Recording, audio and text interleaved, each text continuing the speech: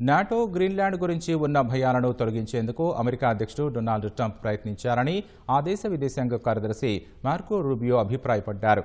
US చట్టసభలో Greenland, NATO, Iran, China విషయాల్లో Trump విధానాలను సభ్యులకు రూబియో వివరించారు. ఈ సందర్భంగా ట్రంప్ వెనజువేలాపై జరిపిన మిలిటరీ ఆపరేషన్ను ఆయన సమర్థించారు. వెనజువేలా అధ్యక్షుడు మదురోను అదుపులోకి తీసుకుని ట్రంప్ అమెరికా జాతీయ భద్రతకు పెద్ద ముప్పును తొలగించారన్నారు. ట్రంప్ నాటో కూటమిని బలహీనపరుస్తున్నారన్న విమర్శలను తోసిపుచ్చారు. ఈ ఆపరేషన్తో అమెరికా మరింత సురక్షితంగా మారిందని తెలిపారు.